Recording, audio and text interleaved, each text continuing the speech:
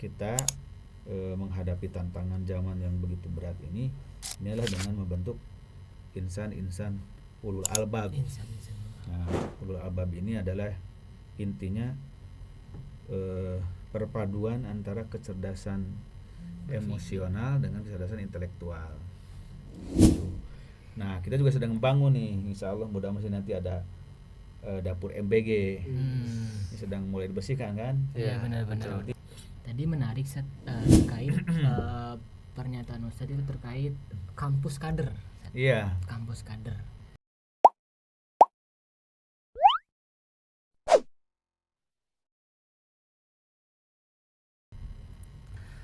Assalamualaikum warahmatullahi wabarakatuh. Balik lagi ke podcast perdana kita, yaitu Aksi Narasi, Berani Beraksi, Kuatkan Narasi. Bersama saya Dafa Fadri dan Arik Atala yang akan memandu jalannya acara pada podcast pada kali ini gitu. Oke teman-teman sekalian, alhamdulillah ala kulli halin, summa salatu wassalam ala rasulina wa habibina wa syafiina nabiyina Muhammad sallallahu alaihi wasallam wa ala alihi wa ashabihi wa man tabi'ahu bi ihsanin liyaumiddin. Amma ba'du. Teman-teman sekalian, kita sudah kedatangan tamu yang sangat istimewa, yang sangat spesial tentunya pada tema kali ini, yaitu mengulik 5 tahun STIP ke depan. Nah, betul. Dan alhamdulillah pada siang kali ini kita kedatangan langsung ring 1 ketuanya yaitu Al-Ustadz Dr. JJ Zainuddin MAG. Alhamdulillah beliau bisa menyempatkan waktunya di tengah-tengah kesibukan yang kemarin sempat reschedule ya Ustadz ya, beberapa kali. Dan kita dengar juga bahwasanya Ustadz ini karena ada beberapa hal, tapi pada siang kali ini beliau datang hadir di tengah-tengah kita gitu Ustadz. Sebelumnya gimana kabarnya Ustadz? Sehat? Alhamdulillah baik. Gimana antum semua? Alhamdulillah sehat. Oke. Siang kali ini kita akan bahas STIP Ustadz. Tentunya yang mana STIP ini kita tahu bahwasanya dipimpin oleh Al Ustadz langsung. Nah, kita akan nanya nih. Iya dong. Mengulik gitu. Karena kita ingin tahu, penonton juga ingin tahu 5 tahun ke depan STIP Ustadz. Iya. STIP mau dibawa kemana nih Ustadz? Gitu. Iya. Baik. Untuk pertanyaan pertama mungkin Ustadz. Iya. Sebagai kampus yang masih dalam tahap pengembangan nih Ustadz. Iya. Bagaimana visi besar STIP Jakarta dalam 3 sampai 5 tahun ke depan Ustadz? Iya. Baik, terima kasih. Bismillahirrahmanirrahim. Alhamdulillahirabbil alamin. Asyhadu an la ilaha illallah wahdahu la syarikalah wa asyhadu anna Muhammadan abduhu wa rasuluhu. Amma ba'du. Host yang saya hormati, yang saya cintai, saya banggakan, dan juga teman-teman yang hadir di studio ini.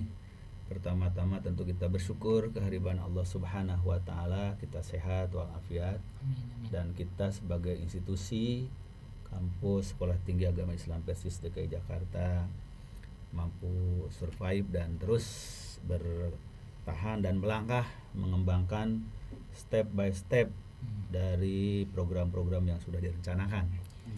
Bicara STAI Persis Jakarta sebagai sebuah lembaga, tentu kita harus mengurai dari aspek historisnya, kemudian filosofi kita mendirikan kampus, kemudian apa visi misinya, Betul.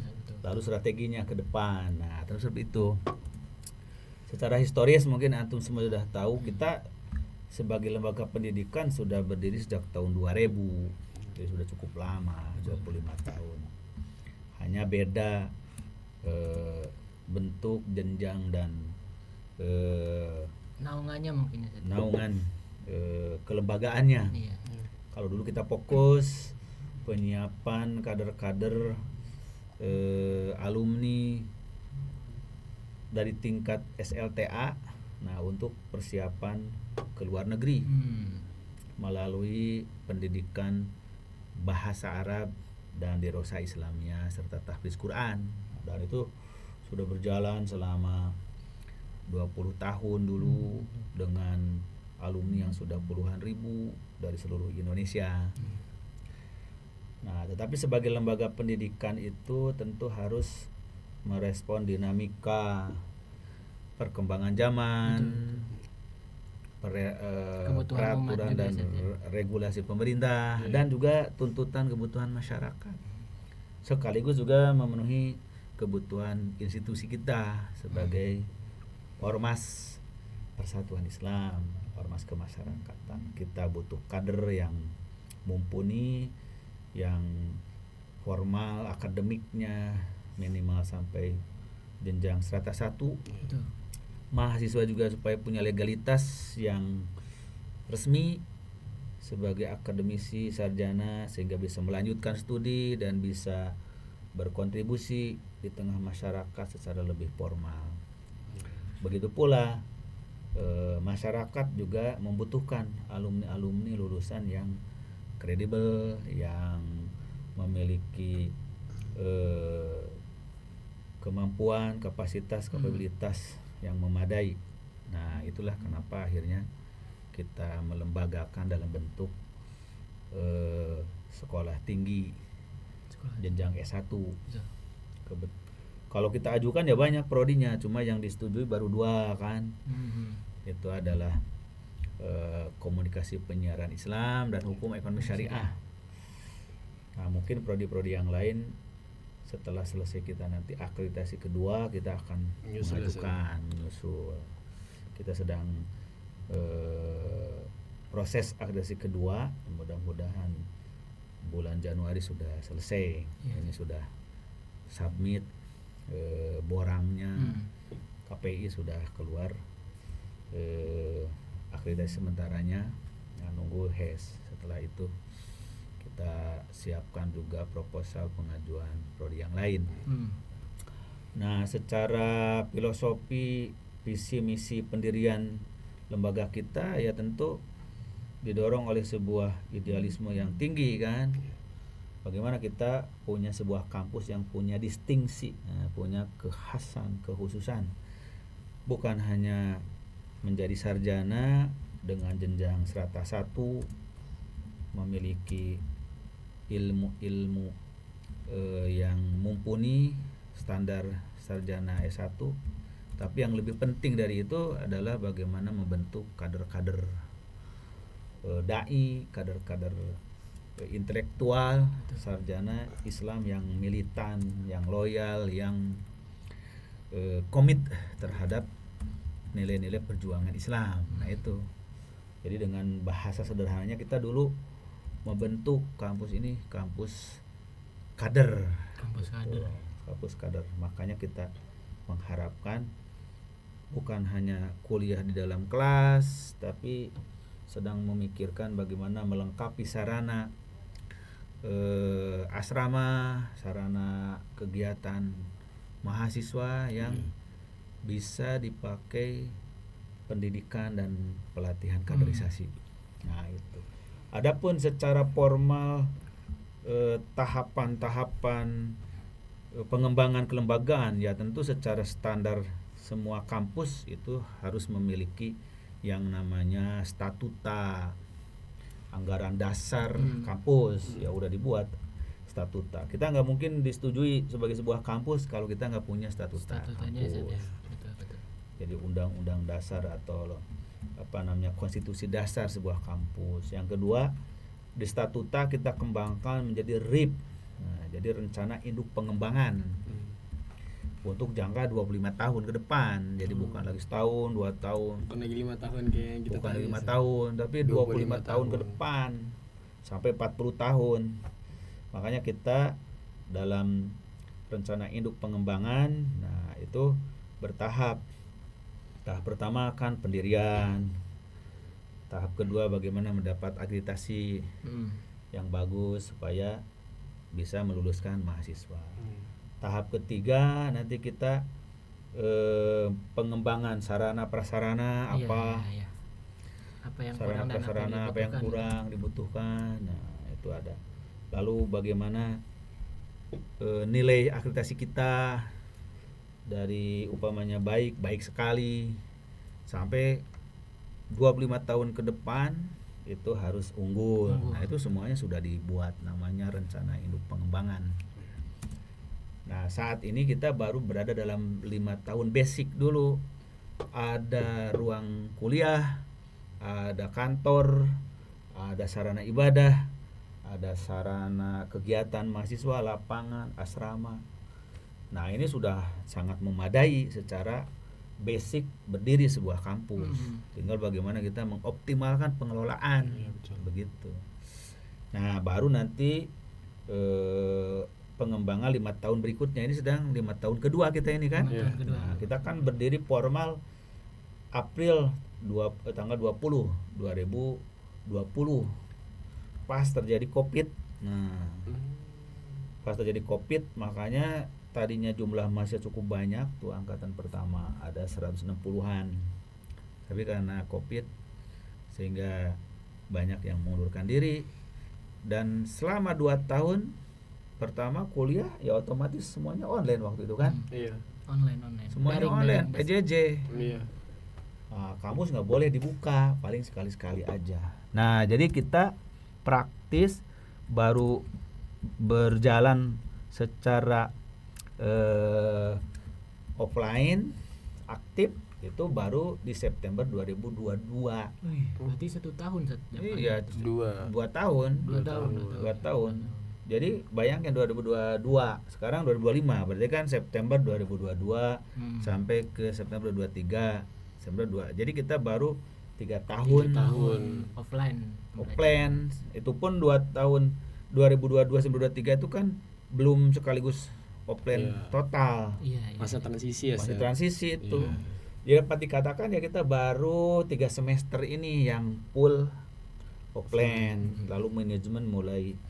Nah, jadi maka mahasiswa juga harus memahami kenapa kita agak keterlambatan. Nah, kenapa ada beberapa hambatan. Ini memang tidak mudah suatu kampus berdiri baru transisi pas di masa Covid. Sekarang kampus-kampus besar pun banyak mengalami goncangan selama 3 tahun Covid ini. Nah, jadi karena itu kita dapat dikatakan sangat beruntung baru berdiri menghadapi terpaan yang berat, tapi kita alhamdulillah terus bertahan dan banyak mendapat sokongan serta apresiasi juga bimbingan dari Kopertais karena mereka juga melihat potensi sangat besar.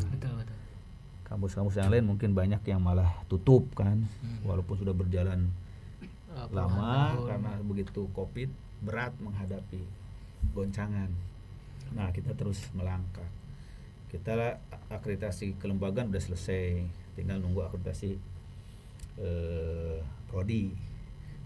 Prodi KPI sudah selesai, tinggal proses HES. Nah begitu akreditasi HES keluar, kita insya Allah segera wisuda kedua gitu tahapannya. Jadi sampai kita sudah membuat set plan besar, dulu set plannya kita tempelkan di situ di dinding masjid kampus kita ini. Nah nanti kampus utamanya di belakang itu 25 tahun dari sejak dirikan, tahapannya nanti kita udah selesai ini jadi satu komplek kampus. Di dalamnya ada kampus utama, ada auditorium ya, ada lab segala macam ada. Nah mungkin nanti bisa dicetak ulang ininya set plan kampus kita sesuai dengan RIP, rencana induk pengembangan. Nah dari RIP itu nanti ada rencana induk strategis, ada RIS. Nah, aja rencana induk strategis tuh itu 5 tahunan. Update-nya itu per 5 tahun. Iya, itu di RIS 5 tahunan itu. Apa 5 tahun yang akan kita kerjakan? 1, harus selesaikan akreditasi tahun ini. Yang kedua, kita siapkan prodi baru gitu. Ketiga, kita tuntaskan pembangunan sarana asrama. Nanti lantai 3 kita targetkan dibenahi kan periode semester ini gitu.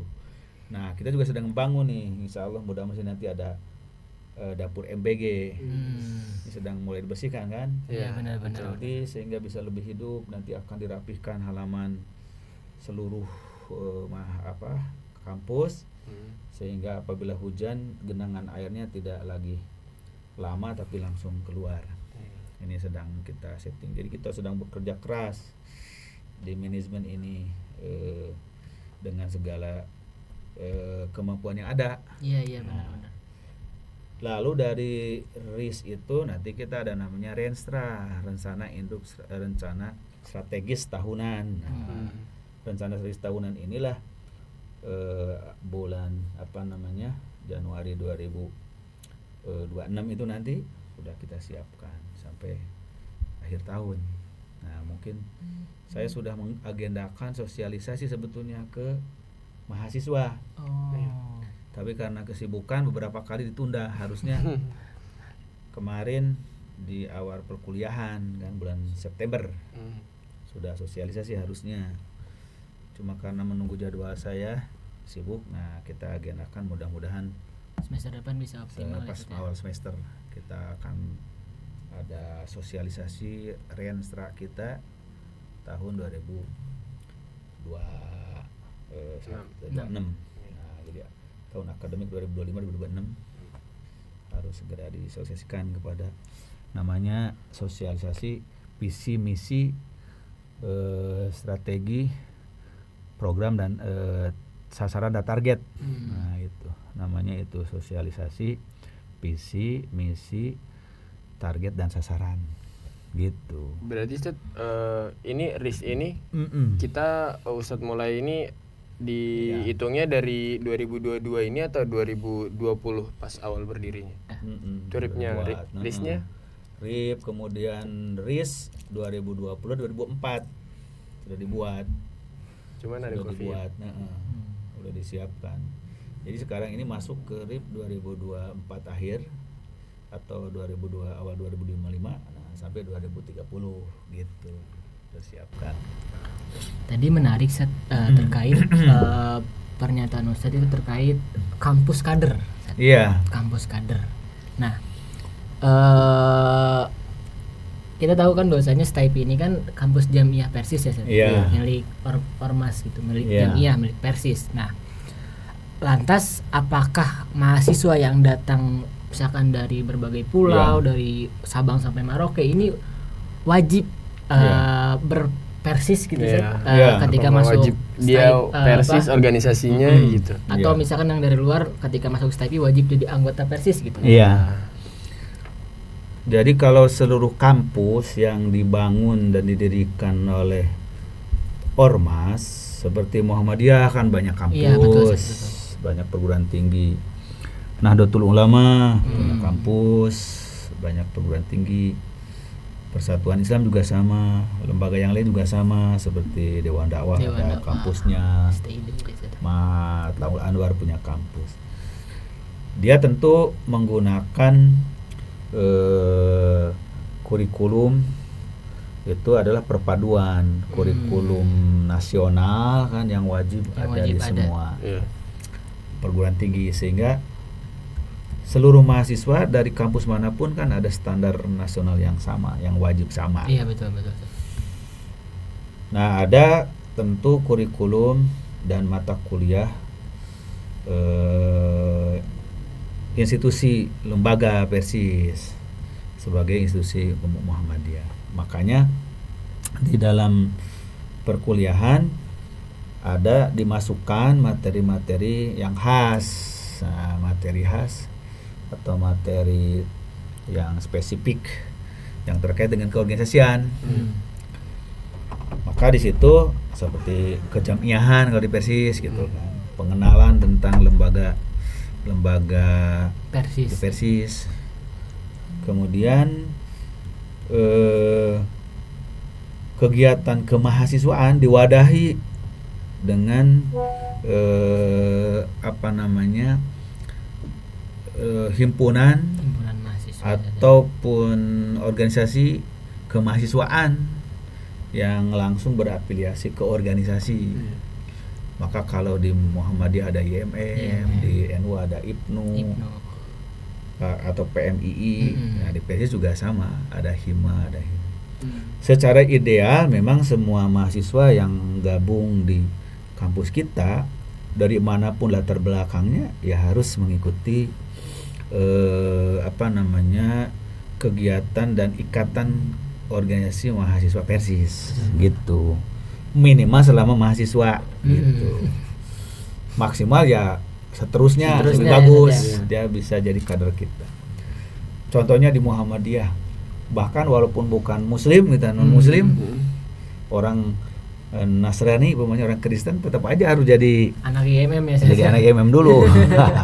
Menarik. Nah, itu mah sebagai konsekuensi regulasi kelembagaan. Iya, betul. Semua juga sama begitu. Jadi ketika masuk satu lembaga, dia latar belakang manapun dia pasti ikut. Kemudian dia mau melanjutkan seterusnya menjadi kader selamanya, yaitu tentu yang diharapkan. Kalaupun tidak, dia balik lagi ke lembaga asalnya, ke kader asalnya, ya nggak apa-apa gitu. Umpamanya yang teman-teman alumni pesantren Persis lalu gabung di kampus Muhammadiyah jadi MM dulu, setelah itu keluar ya balik lagi ke pemuda Persis atau ke Persis, nggak jadi masalah. Teman-teman dari Muhammadiyah, dari Arisa, dari NU, dari mana gabung di kampus Persis, ya selama gabung di kampus Persis pasti ikut lima Persis dulu. Setelah itu mereka balik lagi, itu biasa gitu. Itu hal yang wajar. Hal yang wajar. Wajar dalam dunia kampus kan gitu. Sehingga nanti mahasiswa bisa memilih mana yang lebih nyaman dan lebih merasa bermanfaat dia bergabung dalam organisasi itu. Nah gitu. Ya, lebih idealnya dari alumni kita, walaupun dari backgroundnya mana, bisa menjadi bagian dari kader-kader Jamiah, kader Persatuan Islam. Begitu sebetulnya di dalam prakteknya semua kampus demikian. Makanya kampus itu menjadi terbuka oleh dari kalangan manapun. Tidak terbuka karena ini kampus NU nggak ada Persis, nggak ada, gabung aja. Ini kampus Muhammadiyah dari manapun gabung, jangan kan dari sesama ormas Islam, dari non Muslim juga gabung aja. Ketika dia mendapat, wah saya pas nih kuliah di bidang ini gitu, walaupun dia beda agama, apalagi hanya beda ormas kan gitu. Begitu. Betul. Ya. Iya, menurut saya ini menarik banget ya Seth ya. Soalnya dari background saya nggak Persis ya. Iya, ini apa-apa ya. Jadi aktif-aktif di organisasi kayak Hima. Iya. Terus ikut-ikut ini nih aksi narasi, BEM. Itu menarik banget sih Seth. Iya, betul. Kan jadi mendapat pengalaman yang kaya, yang beragam. Betul banget. Dan setiap orang memiliki orientasi, kemudian minat, bakat, passion yang berbeda. Wah, ternyata walaupun saya backgroundnya umpamanya di Nahdiyin, tapi passion saya cocok dengan Hima Persis, dengan pemuda Persis, umpamanya ini Persis. Terus berlanjut jadi kadernya. Kader seterusnya banyak kan yang begitu. Iya, betul. Kita kan seluruh ormas Islam di Indonesia saling mendukung, saling menguatkan. Dalam aspek yang sama dan sepakat, dalam hal yang berbeda kita toleransi. Kita masing-masing paling kita mendiskusikan mana yang lebih tepat, mana yang lebih kuat, lebih rojih. Itulah fungsi daripada dunia kampus, mencerdaskan kader-kadernya untuk memilih sikap dan gerakan itu yang berbasis kepada dalil, kepada argumen, bukan kepada emosi dan tradisi. Begitu ya. Nah, Ustadz nih selaku ketua STIP Jakarta gitu, apa harapan besar Ustadz terhadap organisasi kemahasiswaan yang ada di kampus Ustadz? Mau itu yang berada dalam otonom ataupun yang berada dalam langsung oleh kampus itu sendiri Ustadz? Apa harapan besar Ustadz? Ya tentu saja lembaga atau organisasi kemahasiswaan dibentuk itu sebagai nilai plus untuk setiap mahasiswa dimanapun. Karena kalau di ruang kelas itu kan lebih fokus kepada transfer ilmu, pada pelajaran, target kurikulum, target akademik. Nah, sedangkan menyiapkan kader itu bukan hanya kemampuan akademik, pencapaian nilai belajar. Tapi penting di samping itu adalah bagaimana membentuk kemampuan leadership, kepemimpinan, manajemen, kemudian pergaulan di tengah masyarakat, respon terhadap isu-isu nasional. Iya, betul. Tidak bisa itu hanya mengandalkan di ruang kelas. Nah, sebab itu harapan kita dengan berdirinya BEM di kampus, ada himpunan mahasiswa, himpunan mahasiswi, ini adalah menjadi kawah candra di muka bagi para mahasiswa untuk menerpa diri dalam aspek kemampuan organisasi. Dan organisasi itu intinya dua, bagaimana lahirnya kemampuan leadership. Kemampuan memimpin diri sendiri, kemudian mengorganisir diri sendiri, mengorganisir teman-teman, sampai mampu mengorganisir orang banyak. Karena tidak mungkin seorang jadi pemimpin kalau tidak terlatih mengorganisir diri sendiri, masyarakat. Jadi coba antum pelajari semua tokoh-tokoh pemimpin nasional, pemimpin dunia, semuanya bukan lahir dari kampus, tapi lahir dari organisasi. Terima kasih. Walaupun dia orang pintar, berprestasi di kampus, kalau nggak berorganisasi nggak boleh jadi pemimpin. Iya betul. Nggak ditempa dulu ya Zat ya. Nggak ditempa, karena keterujian seorang kader itu ya dalam berorganisasi. Dalam berorganisasi itulah orang dilatih bagaimana sabar di dalam memimpin, sabar dipimpin, bagaimana memanage waktu segala macam. Nah, ya maka dalam kita berorganisasi mahasiswaan, leadership dan manajemen, bagi kita memanage. Bagaimana kalau kita jadi pemimpin, menempatkan orang supaya tepat, bagaimana kita menggerakkan orang-orang sesuai dengan fungsinya, bagaimana kita menata administrasi organisasi. Nah, itu semuanya adalah hanya bisa dilaksanakan kalau terlibat di dalam organisasi. Maka organisasi itu walaupun sifatnya sukarela dan sifatnya adalah ekstrakurikuler, tapi itu menjadi keharusan bagi setiap mahasiswa. Bahkan ada orang lebih tergila-gila berorganisasi daripada kuliahnya. Banyak kan yang banyak.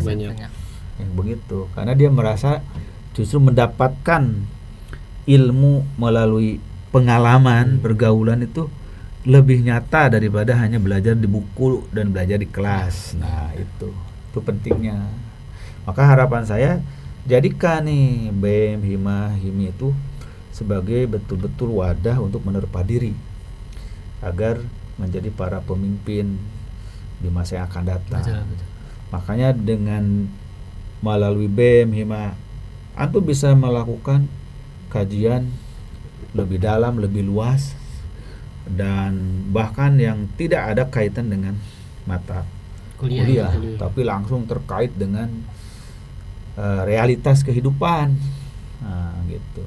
Yang dibutuhkan oleh semua mahasiswa. Kita bisa mengundang narasumber siapa aja, kita bisa mendiskusikan apa saja. Nah, itu yang harus diperbanyak. Makanya kita didesain kuliah itu enggak terlalu banyak menyita waktu di sini. Kita kan kuliah hanya berapa hari coba? Seminggu cuma ada yang 3 hari, 4 hari. Paling banyak 4 hari, lalu berkurang 3 hari, bahkan nanti tinggal 2 hari. Itu pun tidak full dari pagi sampai sore.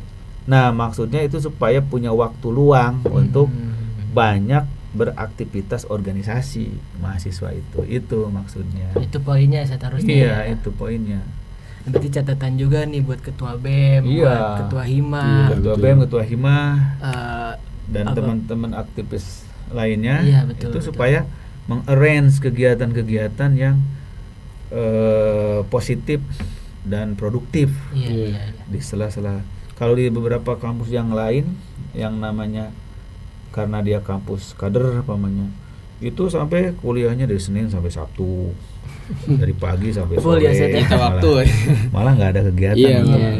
Organisasi waktu luang. Nah, maksudnya lebih banyak di sini. Kita banyak dosen-dosen yang kita bisa ajak banyak diskusi. Jadi jangan antum hanya ambil ilmunya di kelas, BEM menyediakan waktu seminggu sekali, sebulan sekali buat tema diskusi. Itu ada Dr. Juju yang peneliti yang ajak diskusi.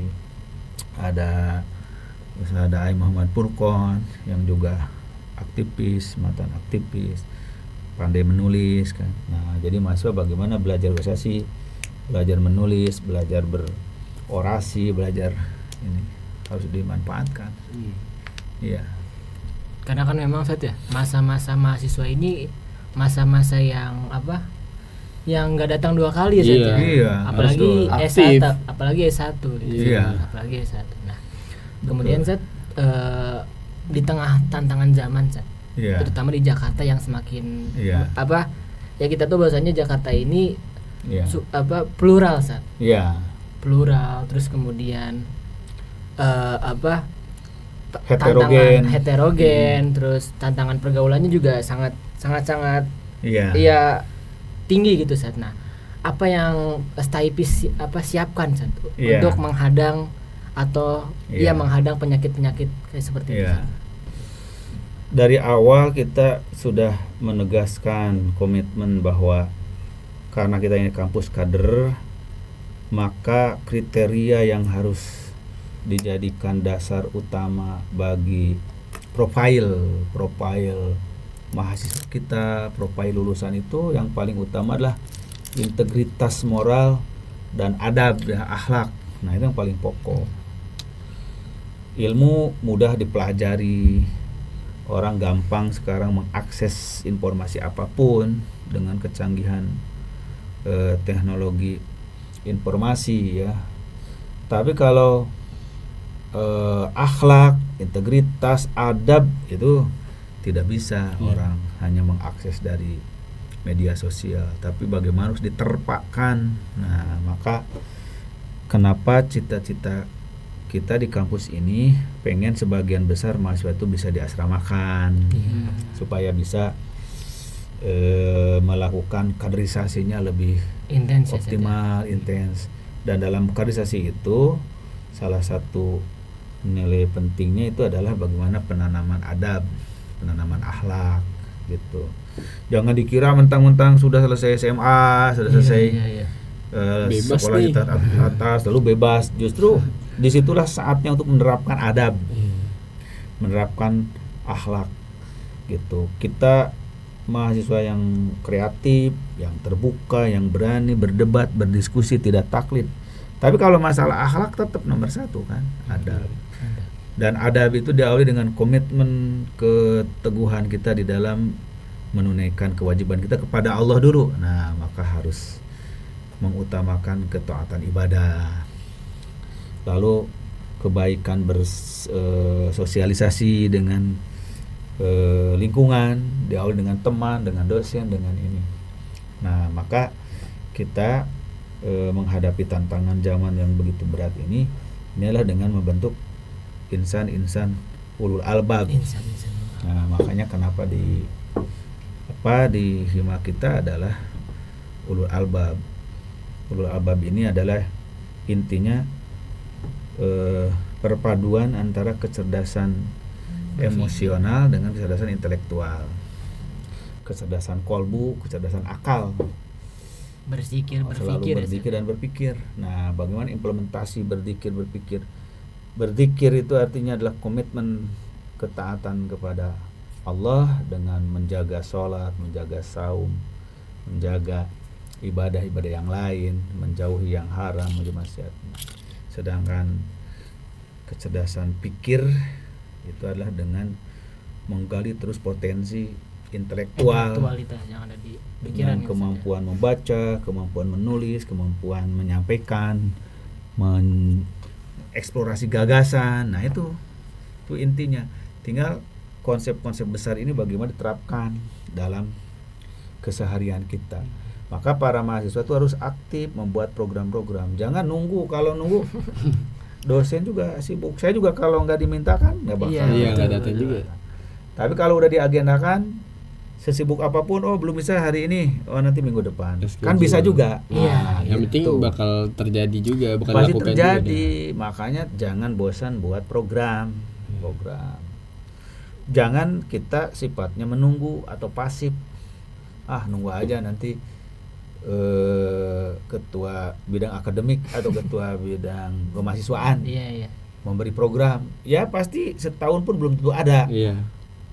Jadi dimanapun ramainya kampus, ramainya kegiatan mahasiswa itu karena proaktif mahasiswa itu sendiri. Mahasiswa dituntut untuk aktif. Betul. Apalagi nanti kalau kalian sudah kuliah S2 S3, kalau nggak aktif pasti nggak bakal selesai kuliah itu. Karena untuk dapat tanda tangan dosen aja itu mungkin harus ngejar-ngejar sebulan. Kalau mau dapat penjelasan aja, konsultasi mungkin harus ngejar-ngejar berapa minggu, harus ditungguin di rumahnya. Nah itu kamu akan alami itu. Semua aktivis mahasiswa itu begitu.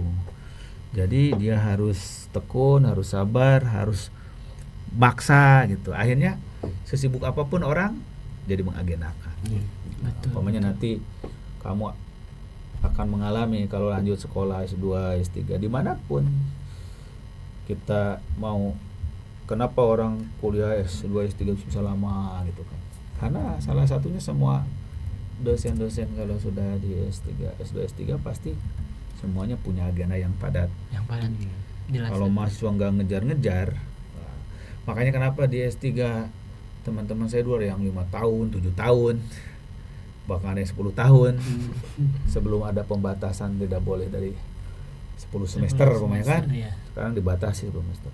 Itu bisa sampai ada yang belasan tahun.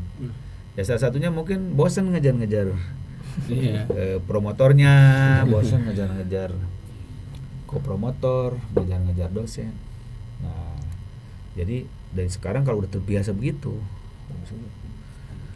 itu harus dilaksanakan. Kalau udah punya program rutin, harian, pekanan, bulanan, dijadwal si A, ternyata nggak bisa sekarang, mungkin minggu besok ganti dulu yang lain gitu. Itu terbiasa nanti pengalamannya. Jadi poinnya tuh kesadaran ya.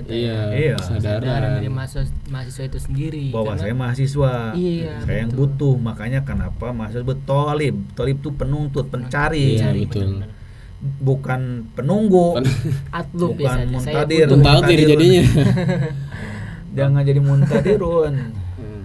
Penunggu, bukan. Tolib itu artinya mencari, terus mengejar. Yang butuh tuh kita. Itu harus paham betul. Posisi. Nanti kita sebaliknya, antum udah jadi dosen, udah jadi guru besar, sebaliknya antum kejar-kejar juga. Itu semuanya begitu hukum itu. Siklusnya. Oke, Ustaz. Kebetulan nih kan, mungkin ini pertanyaan terakhir. Dan ini pertanyaan menarik nih, Ustaz.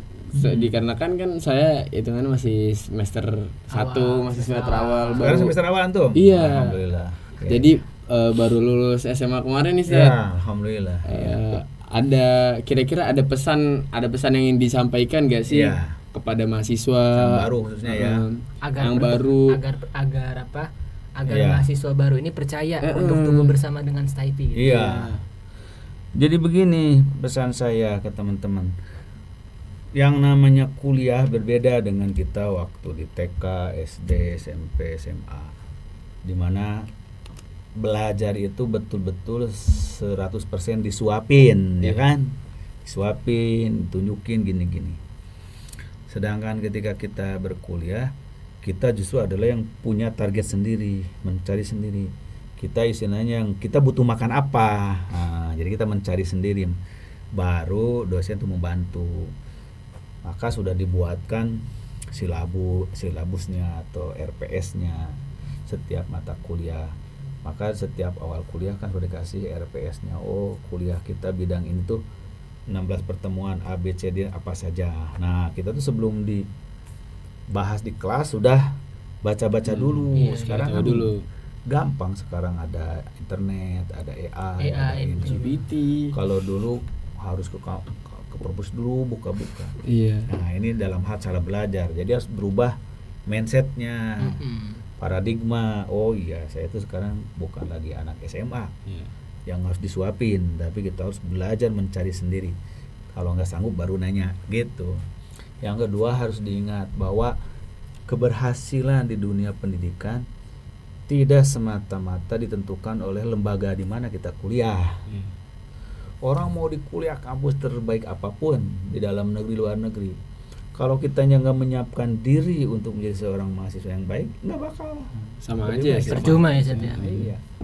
Karena sekarang lembaga itu adalah hanya sebagai sarana fasilitas formalnya, wadahnya. Ya bisa ditanya banyak teman-teman kita. Tidak jarang yang kuliah di kampus biasa-biasa, tapi secara intelektual, secara pencapaian lebih hebat daripada mereka besar, kampus yang besar, bahkan dari yang di luar negeri. Iya. Itu umpamanya. Nah, itu banyak. Tidak usah sebutkan kan umpamanya nama-namanya. Jadi artinya apa? Faktor utama kesuksesan kalian semua itu ada di dalam tekad antum sendiri, keyakinan antum sendiri, gitu. Bahwa keberhasilan itu tidak ditentukan oleh lembaga mana kita berada, tapi ditentukan oleh diri kita sendiri seperti apa sungguh-sungguh. Nah, maka yang kita ingin tanamkan ke teman-teman itu adalah bagaimana memahami potensi diri. Apa potensi kita? Nah, untuk memahami potensi diri itu kan orang banyak dikasih banyak latihan.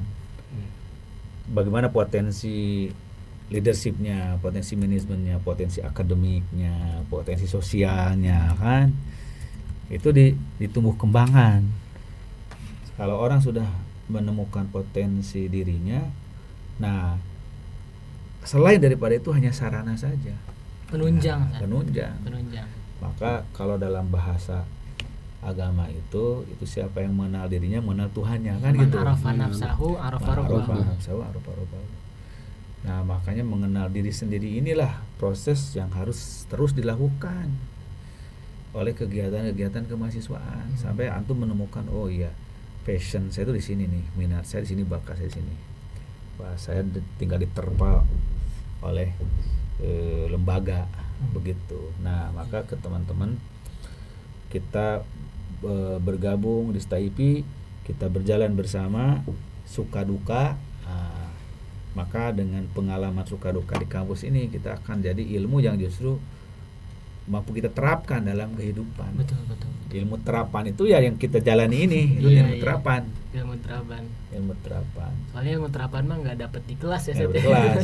Iya gitu. Praktek. Di kelas mah teori doang ya, tapi betul aja. Betul. Nah, maka insya Allah mungkin saya sendiri khususnya mulai Januari nanti akan lebih banyak terlibat dengan interaktif mahasiswa secara langsung, karena saya sudah mengurangi beberapa kegiatan di lembaga-lembaga yang lain, kan itu, di aktivitas yang lain, supaya lebih punya waktu, porsi lebih besar untuk banyak membimbing mahasiswa. Insya Allah buku panduan kaderisasi kampus dan asrama juga sudah selesai, saya kayaknya sama Ustadz Helmi dibuat. Nah, nanti kita coba terapkan bertahap begitu insya Allah. Iya, jujur saya sendiri kaget ya, Ustaz. Kan dari SMA terus dapat ternyata perkuliahan tuh begini gitu. Tapi setelah Ustadz nyampein pesan-pesan ini jadi kayak wah, terbuka banget, jadi semakin semangat. Insya Allah. Iya. Insya Allah. Tadi poin yang saya sampaikan tuh teman-teman harus memahami potensi dulu, potensi diri dulu teman-teman. Iya. Dimanapun teman-teman berada, kalau nggak memahami jati diri sendiri ya percuma gitu. Nah, untuk memahami potensi diri itulah harus banyak melakukan exercise, latihan. Salah satu latihan yang wajib di dunia kampus adalah latihan menulis. Itu kan wajib. Menulis itu mungkin sangat paling tidak disukai itu banyak orang kan. Paling gampang kan orang nge-share tulisan orang. Atau ngetik. Kopas gitu. Langsung di-share. Nah, sekarang harus belajar. Nulis itu hakikatnya menuangkan gagasan. Nah, gagasan itu gambaran di potensi diri kita. Coba kita tuangkan gagasan. Makanya kenapa di kampus harus ada jurnal, ya kan? Harus ada makalah, ada apa? Itu maksudnya terlihat, oh, ini potensi dirinya ada di mana, passionnya ada di mana, bakat minatnya ada di mana, kan gitu. Nah, maka di mahasiswa juga begitu. Buatlah mading ya, majalah dinding umpamanya, walaupun sekarang udah nggak musim. Sekarang kan semuanya serba digital. Nggak apa-apa, tetap tampilkan puisi, ditampilkan makalah, artikel. Gitu. atau mungkin hasil fotografi kan, lomba fotografer kan segala macam bisa. Seperti itu. Nah, yang kedua itu adalah kemampuan orasi. Bagaimana kita menyampaikan gagasan, menyampaikan pemikiran. Maka bagusnya nanti di mahasiswa juga, di BEM atau di HIMA harus ada habis sholat duhur ada kultum mahasiswa gitu, harus dibuat, harus mulai dijadwal. Kalau malam maghrib isya, nah ada jadwal ngimamin kan, itu juga itu jangan dianggap sepele, itu aktivitas yang membuka kunci-kunci bakat minat kita sesuai gitu. Dengan ruh Persis ya, Pak Nasir kan ya. Tiga pilar dakwah kampus, dakwah masjid, dakwah pesantren. Iya, betul. Saya kira itu penting. Oke Ustadz, terima kasih telah datang di podcast Aksi Narasi ya, walaupun ini perdana Ustadz. Iya. Jujur juga susah banget kan ngontakin maksudnya. Ya Ustadz sibuk gitu kan. Karena jadi kita tahu Ustadz Jiji ini kan ketua PP Persis. Iya, betul. Presidennya PP Persis. Iya, insyaallah. Kalau kita ngontak, ibarat kata kalau kita ngontak Presiden Prabowo tuh harus jauh-jauh hari. Iya. Kalau putar ada resi kecil juga. Kalau ada resi kecil juga gitu kan. Betul. Alhamdulillah, tapi Al-Ustadz telah menyempatkan untuk datang di podcast kita. Saya ucapkan jazakallahu khairan sekasiran Ustadz. Semoga Ustadz disehatkan, dilancarkan segala urusannya, dan semoga Staipi kedepannya makin jaya, makin maju, makin mencetak insan-insan yang dari kampus berkembang jadi kampus yang maju ya. Dari kampus berkembang menuju kampus yang berperadaban. Itu dia. Itu menginsight untuk podcast kita kali ini, teman-teman sekalian. Jangan lupa nonton dan subscribe, like dan komen. Aku qouli hadza wa astaghfirullah li wa lakum. Wassalamualaikum warahmatullahi wabarakatuh. Waalaikumsalam warahmatullahi wabarakatuh.